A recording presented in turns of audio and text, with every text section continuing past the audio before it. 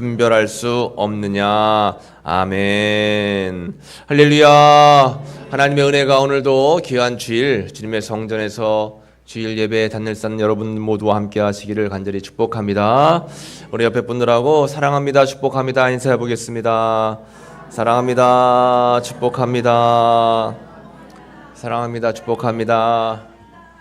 사랑합니다, 축복합니다. 오늘은 시대의 표적을 분별하라 라는 제목으로 함께 말씀을 나눌 터인데, 우리가 꼭 들어야 되고 꼭 알아야 되고 또 꼭 기도해야 될 귀한 그러한 은혜의 말씀들이 담겨져 있습니다.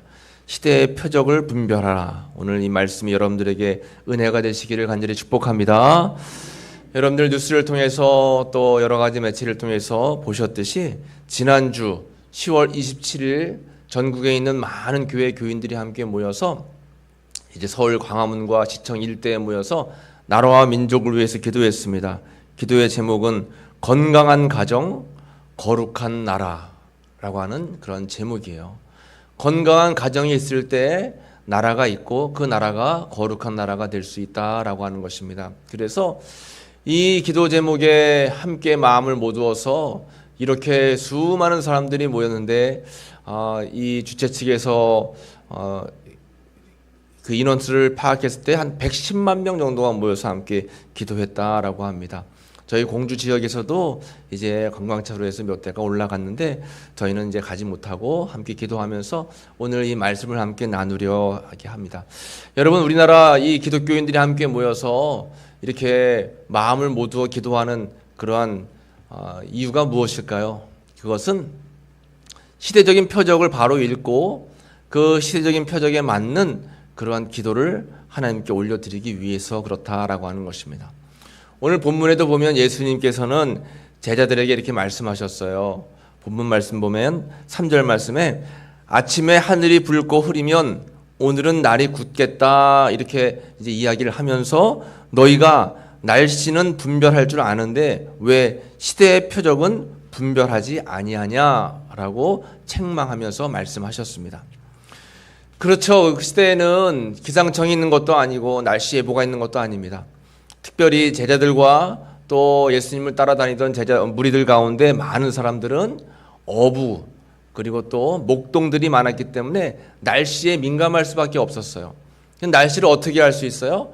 아침에 하늘이 붉고 흐리면 오늘은 날이 굳겠구나, 비가 오겠구나 라고 하면서 날씨를 분별하잖아요. 안개가 많이 끼면 그날은 날이 뜨겁고 좋겠구나 라는 그런 생각을 하는 것처럼 이렇게 날씨는 분별하는데 왜 시대의 표적은 분별할 수 없냐라고 하면서 예수님께서도 제자들에게 시대적인 흐름을 파악하고 그 시대의 흐름에 맞는 분별력을 지니면서 기도해라 라고 말씀하셨다라고 하는 것입니다.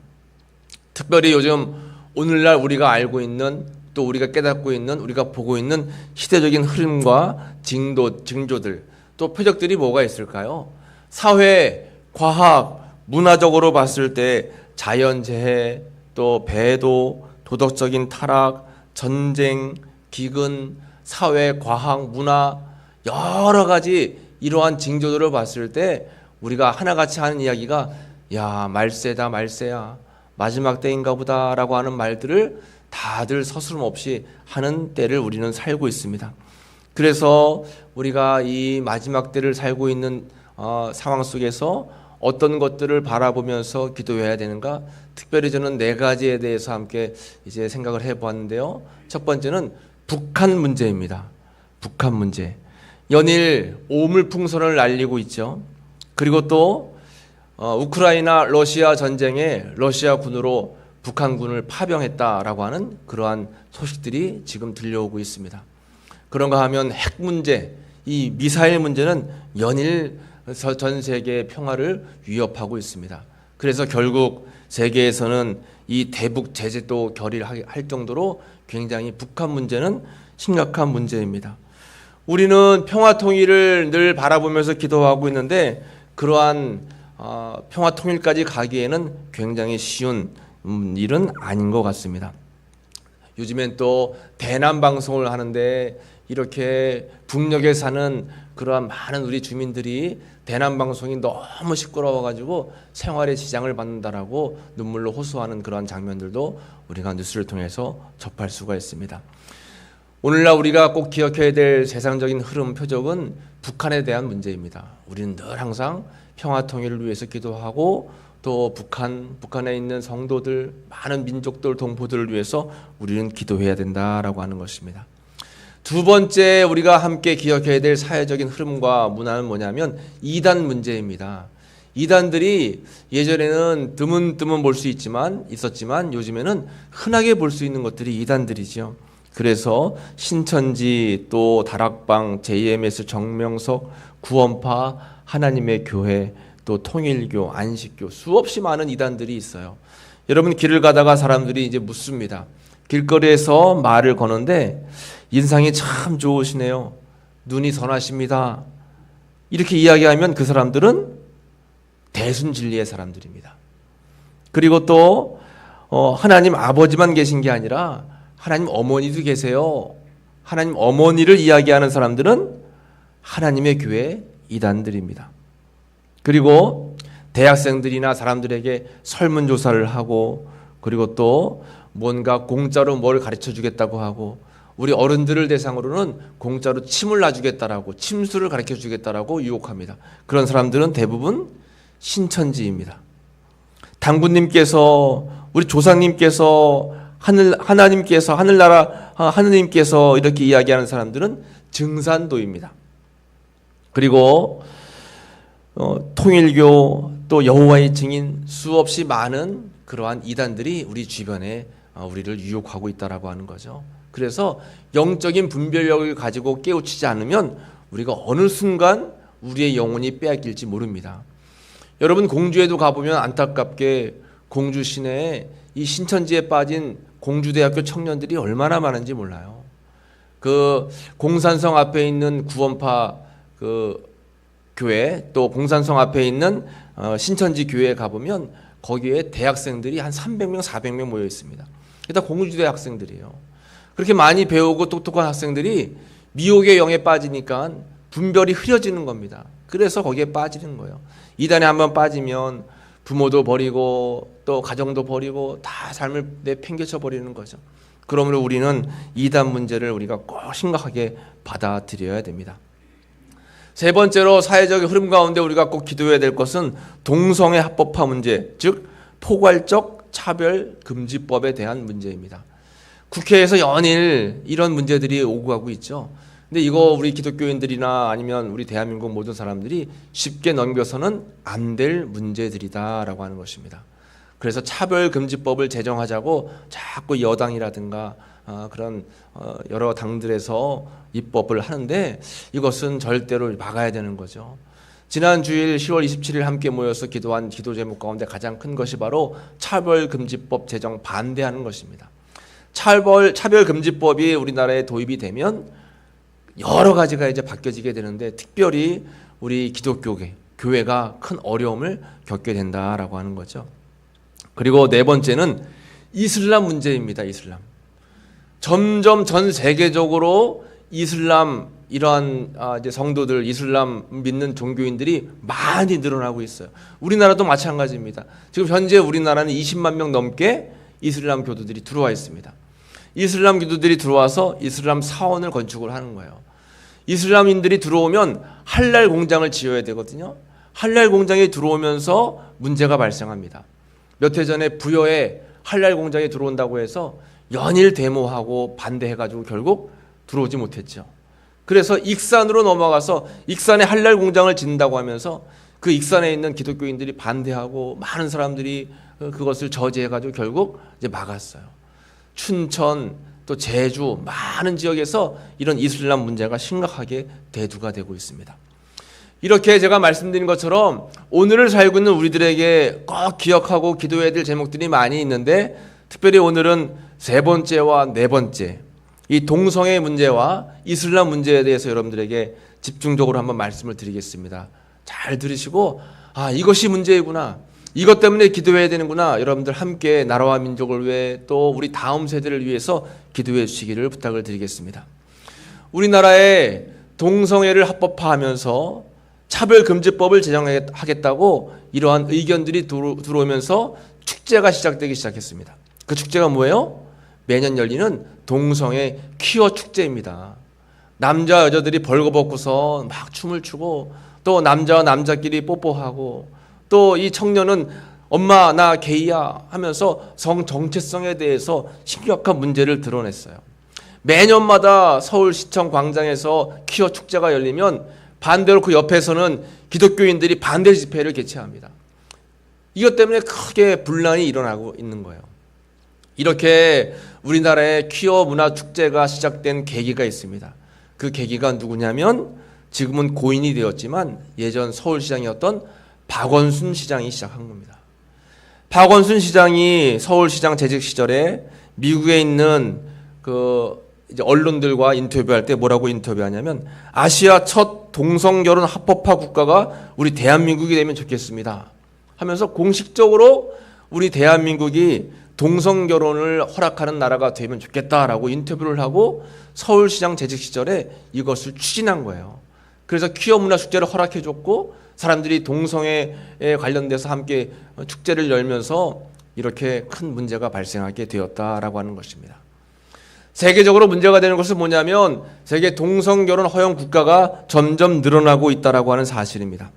특별히 미국, 또 캐나다, 이 아메리카 지역과 또 유럽 지역이 많은데, 정말 우리가 깜짝 놀랄 사실은 기독교를 받아들이고 또 하나님을 영접한 그러한 신정 국가들이 이렇게 동성애를 합법화하고 동성결혼을 법적으로 허락해주는 그런 모습들을 우리가 보게 된다라고 하는 거죠.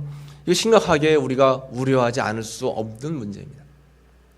아시아 지역은 이런 동성결혼에 대해서 굉장히 보수적이었지만, 이제 대만이 처음으로 허락을 해줬고, 또 올해 태국이 얼마 전에 9월 달에 이제 합법화되었습니다.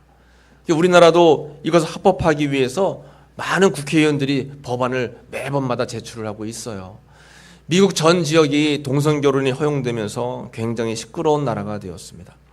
미국도 그렇고 우리나라도 이제 동성 커플이 혼인신고서를 제출했어요. 처음에는 이것을 받아들여지지 않았지만 불과 며칠 전에 대법원에서 동성부부 법적 권리를 인정하면서 건강보험 피부양자 등록을 가능하게 허락해 줬습니다. 우리나라에서 동성끼리 이렇게 건강보험 신청을 했는데 받아들여진 거예요. 그러니까 우리나라도 이러한 법적인 문제가 점점 이제 동성결혼 쪽으로 기울어지고 있다라고 하는 것입니다. 이것이 심각한 문제가 아닐 수가 없다라고 하는 것입니다.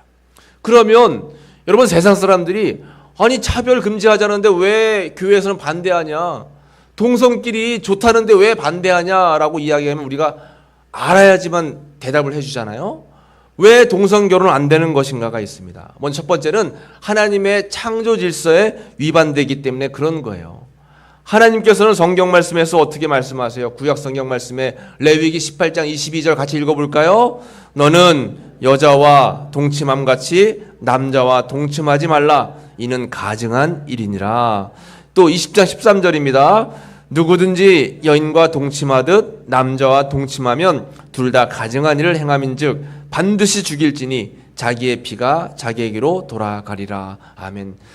구약 성경 여러 부분에서 동성애에 대해서 금지하고 있어요. 특별히 하나님께서는 천지를 창조하시면서 남자와 여자를 창조하셨죠. 둘이 합하여 한 가정을 이루는 것을 하나님께서는 복되게 여기셨습니다. 그리고 남자와 여자가 가정을 이루고 다음 세대로 계속 믿음이 전수가 되는 거예요. 그런데 남자와 남자끼리 결혼하고 여자와 여자끼리 결혼해서는 다음 세대가 이루어질 수 없다라고 하는 거죠. 신약 성경에도 로마서 1장 17절 보면 그와 같이 남자들도 순리대로 여자 쓰기를 버리고 서로 향하여 음욕이 불일듯하며 남자가 남자와 더불어 부끄러운 일을 행하여 그들의 그릇 때문에 상당한 보응을 그들 자신이 받았느니라. 유다서 1장 7절에 소돔과 고모라와 그 이웃 도시들도 그들과 같은 행동으로 음란하며 다른 육체를 따라가다가 영원한 불의 형벌을 받음으로 거울이 되었느니라 했습니다. 신약 성경에도 많은 부분, 소돔과 고모라 성이 멸망한 것도 동성연애 때문에 그렇습니다. 로마 제국이 멸망한 것도 동성연애 때문에 그런 거예요. 여러분, 동성결혼은 큰 문제가 되는데 특별히 에이즈의 급속한 확산이 이루어집니다. 여러분, 에이즈가 한번 걸리면 치명적이죠. 그 병을 낫게 할 수 있는 약이 아직도 개발이 안 되고 있습니다. 그런데 이 에이즈병이 어떻게 걸릴까요? 통계적으로 보면 동성 간의 성 접촉으로 인해서 에이즈가 걸리는 확률이 92%입니다. 그 대부분 동성애로 인해서 에이즈 걸릴 확률이 많다라고 하는 거예요. 그런데 이 에이즈에 걸리면 치료를 어떻게 하는가 하면 이 국민건강보험공단에서 90%, 대한민국 정부에서 10%, 결국 국민이 낸 세금 100%로 치료비를 감당하는 겁니다. 그런데 우리나라에 에이즈 환자가 얼마나 많습니까? 1인당 평생 치료비로 1인당 5억 원이 든다라고 합니다. 그러면 1만 명이 에이즈에 걸리면 5조 원, 10만 명이 에이즈에 걸리면 50조 원이 드는 거예요. 우리나라에 막대한 세금이 투입이 되고 그것뿐만 아니라 국민의 건강적으로도 굉장히 크게 문제가 발생하게 된다라고 하는 것입니다. 남성 동성애자의 평균 수명은 25년에서 30년 짧아지게 되고 또 이 일들을 통해서 여러 가지 사회 문화가 흐려지게 된다라고 하는 거죠. 동성결혼도 안 되는 이유 세 번째는 정체성의 혼란을 가져오게 된다라고 하는 것입니다. 여러분, 지금도 캐나다에 있는 캐나다 나라의 유치원 책이 이렇게 표현되어 있어요. 캐나다에서 가르치는 유치원 책에 보면 남자 아빠가 설거지를 하고 또 남자 엄마가 아이에게 음식을 장만해주고 남자 아빠가 집에 학교에 아이를 데려다주고 남자 엄마가 아이를 유치원으로 데리러 가고 책에도 남자와 남자가 결혼한 것들이 이렇게 기록이 돼 있다는 겁니다. 이 얼마나 혼란스러워요. 지금 우리나라에도 이것을 도입하려고 교육부에서 했다가 많은 사람들이 데모하고 반대해가지고 이제 못하게 됐었죠. 이 동성애가 우리나라에 들어오게 되면 이렇게 큰 어려운 문제들이 발생하게 됩니다. 그런데 이제 성소수자, 약자라고 하는 것 때문에 이제 사람들로부터 궁휼한 마음을 얻으려고 하는데 여러분, 우리는 바르게 분별해야 돼요. 이것은 궁휼한 마음을 그들에게 줄 것이 아니라 바르게 그들을 위해서 기도해서 바른 길로 인도하고 또 그들로 하여금 어떤 것이 하나님의 뜻에 맞는가를 우리가 설명을 해줘야 된다라고 하는 거죠. 동성애 또 이 차별 금지법이 만약에 우리나라에서 합법화가 된다면 어떠한 일이 벌어지는가 하면 미국에서 동성 결혼을 한다고 케이크를 만들어 달라고 해서 이 부부가 케이크 가게를 하는데 우리는 신앙을 가지고 있는 부부라서 동성 결혼하고 하는 당신들에게는 케이크를 만들어 줄 수 없습니다라고 했어요. 그런데 이 동성 부부가 경찰에 신고한 거예요. 그래가지고 고발을 당해서 벌금을 물게 됐습니다. 그런가 하면 동성결혼 피로연을 거부한 예식장 주인도 1,000만 원의 벌금을 맞게 됐어요. 이거 미국에서 현재 일어나고 있는 일들입니다. 그리고 동성결혼 주례를 부탁받았는데 목회자가 거부했어요. 180일간 감옥에 갇히게 됐고 $1,000 벌금을 받게 됐습니다. 여러분, 이렇게 차별금지법이 통과가 되면 제가 오늘 이 하는 설교도 더 이상 앞으로는 설교를 할 수가 없어요. 제가 이 하는 설교를 만약에 어떤 사람이 유튜브를 보고 경찰에 신고하면 저는 감옥에 갇히게 됩니다. 법으로 금지가 되는 거예요. 차별, 왜 성소수자를 차별하는 설교를 했느냐, 이런 게 사회적인 문제가 앞으로 될 수 있다라고 하는 거예요. 그러니까 이게 통과되면 안 된다라고 하는 그러한 절실한 마음을 가지고 우리 전국에 있는 기독교인들이 함께 기도하면서 그 뜻을 이제 모든 사람들에게 보여줬다라고 하는 거죠.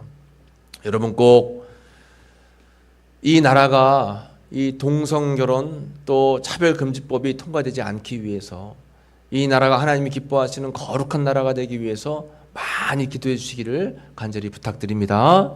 그리고 이슬람 문제에 대해서도 함께 말씀을 나눠보고자 합니다. 이슬람도 큰 문제로 대두되고 있어요.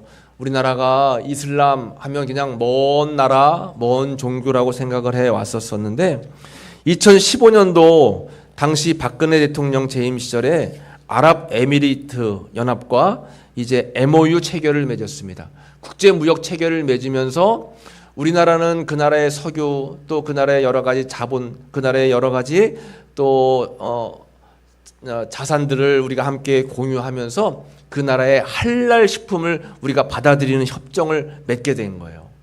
할랄 식품. 이 할랄이라고 하는 것이 뭐냐면 이슬람 교도들만 먹고 이슬람 교도들에게 허용된 율법의 음식입니다. 그들은 돼지고기도 먹지 않아요. 소고기만 먹는데 그 소고기도 어떻게 먹는가 하면 그 이슬람 제사장들이 그 메카를 향해서 이슬람의 성지인 메카를 향해서 짐승을 바라보게 한 뒤에 한순간에 칼로다가 목을 치는 거예요. 그리고 피를 다 뺍니다. 거기에 이제 이슬람 기도문을 외워요. 그렇게 할랄 의식을 거행한 그러한 고기만 이슬람 교도들은 먹는 겁니다. 그러니까 우리나라에 지금 들어와 있는 이슬람 교도들도 아무 음식이나 먹지 않아요. 꼭 음식의 그 제품에 할랄이라고 마크가 표시되어 있는 그런 제품들만 먹게 되는 것입니다. 그런데 이제 우리나라가 이 아랍에미레이트하고 연합을 맺으면서 할랄 식품을 우리가 받아들이고 또 할랄 공장을 우리나라에서 건축하기로 협정을 맺은 겁니다. 이런 일들이 일어나면서 우리나라 제품에도 할랄 표시가 붙어있는 제품들이 나오기 시작했어요. 여러분 신라면 있죠? 신라면도 한번 잘 보세요. 거기에 할랄이라고 하는 표시가 있으면 거기에 들어가는 음식들이 이런 이슬람 여러 가지 율법적인 행위를 거쳐서 음식을 만든 겁니다. 근데 이 할랄 제품, 할랄이라고 하는 표시가 붙어있는 제품들이 점점 많이 늘어나고 있어요. 그러다 보니까 이 할랄 공장을 지어야 되는데 아까 말씀드린 것처럼 부여에 올려다가 안 됐고 여기가 익산 이슬람 할랄 식품 공장 건립 반대 서명입니다. 이렇게 할랄 공장에 한번 들어오면 엄청나게 많은 이슬람 사람들이 유입이 되는 거예요. 기존에 있는 한국 사람들도 들어가지만 이제 중동 이슬람 국가에서 많은 이슬람 교도들이 이제 이 공장에 취직하기 위해서 우리나라에 입국을 하게 된다라고 하는 것입니다. 근데 우리가 왜 그 사람들이 우리나라에 들어와서 이슬람 교도들이 퍼지는 것을 조심해서 해야 되는가 하면 유럽의 예를 들어서 보면 유럽이라고 하는 나라도 처음엔 무슬림을 그냥 무분별하게 막 다 받아들였다가 지금은 이 이슬람 사람들이 너무나 큰 문제를 발생시켜 가지고 나라들마다 다 어려움 가운데 있어요. 특별히 이슬람이 들어오면 테러리즘이 발생하게 됩니다. 이슬람 테러 통계가 굉장히 많이 있죠. 지하드 공격, 또 테러 국가 자살 공격, 사망 중상 이런 부분에 있어서 굉장히 과격한 테러리즘을 가지고 있고 또 이슬람 교도들은 성폭력, 폭력적 범죄, 마약 또 이슬람 인구의 2%만 이제 인구 가운데 이슬람 인구가 2%만 돼도 각종 폭동, 테러가 일어난다라고 하는 것입니다. 그런데 우리나라 통계적으로 보면 벌써 이슬람 노동자들이 많이 들어와 있어요. 외국인 5% 이상인 시가 포천, 양주, 김포, 시흥, 광주, 화성, 평택, 안성, 아산 이런 데는 벌써 이미 이슬람 노동자들이 많이 들어와서 문제가 발생되고 있다라고 하는 것입니다. 한국을 향한 이슬람의 대공세가 시작됐어요. 그래서 이 이슬람 국가들은 한국을 이제 이슬람 포교 아주 최우선 국가로 지정을 해놓고 어떻게 하면 대한민국의 이슬람을 전파해가지고 이 나라를 이슬람 국가로 만들어 버릴까라고 하는 그러한 노력을 기울이고 있다라고 하는 것이죠. 그러니까 우리가 기도하지 않을 수 없다라고 하는 거예요. 기도해야만 됩니다. 지금 없는 게 생기고 뭐냐면 여러분 터미널을 가든 서울에 있는 터미널을 가든 공항에 가든 전부 기도방이 생겼어요. 기도방. 이게 기도하는 기도방이 생겼습니다. 그게 뭐예요? 이슬람 교도들이 정시가 되면 하루에 3번씩 메카를 향해서 기도하는데 요청을 해가지고 우리나라 인천공항에도 기도실이 있고 또 각 뭐 터미널마다 다 기도실이 있어요. 그 정도로 이슬람에 대한 그러한 세력이 굉장히 강해졌다라고 하는 것입니다. 여러분 여러 가지를 통해서 지금 우리 기독교, 우리 교회를 무너뜨리려고 하는 영적인 세력들, 이 어둠의 세력들이 많이 있다라고 하는 것을 우리는 깨달아야 됩니다. 오늘 예수님께서 우리에게 말씀하고 계세요. 시대의 표적을 분별하라. 시대의 표적을 분별하라. 그래서 북한 문제, 그리고 여러분 이슬람 문제, 또한 이 동성애 합법화 문제, 이런 여러 가지 문제들로 인해서 우리 사회가 굉장히 어려움과 아픔 가운데 있습니다. 우리는 기도하지 않으면 안 된다라고 하는 것입니다. 이단 문제도 마찬가지로 우리를 힘들고 어렵게 하죠. 여러분 이런 사실이 우리 삶 가운데 가까이 왔다라고 하는 것을 늘 깨달으면서 시대적인 표적을 늘 잘 읽고 분별해서 여러분 나라와 민족을 위해서 우리 다음 세대를 위해서 꼭 기도 많이 하시는 여러분들 모두가 되시기를 간절히 축복합니다. 기도하겠습니다. 아버지 하나님 감사합니다. 이 시간 우리가 시대적인 표적을 바르게 읽고 분별해서 함께 기도하자라고 말씀을 나누었습니다. 주님, 때가 너무나 악합니다. 어둠의 영의 세력들이 너무나 강합니다. 다음 세대 미래에 대한 비전을 바라봤을 때에 암울한 마음이 들 때가 많습니다. 그러나 우리는 주님을 믿고 주님을 바라보고 주님을 의지하오니 주님 역사하시고 인도하셔서 주님께서 택해주신 이 거룩한 나라 대한민국이 주님을 더 많이 예배하고 찬양하고 우리 다음 세대가 다시 한번 주님 앞에 회복돼서 다 거룩하게 일어날 수 있는 다음 세대가 다 될 수 있도록 인도해 주옵소서. 이를 위해 기도할 수 있는 저희들 모두가 되길 원합니다. 기도함으로 말미암아 하나님의 은혜 가운데 보호하심을 받고 지키심을 받는 저희 모두가 될 수 있도록 주님 붙잡아 주옵소서. 예수님의 이름으로 감사하며 기도하옵나이다. 아멘. 이 시간 치유 기도하도록 하겠습니다. 여러분 믿음 가지고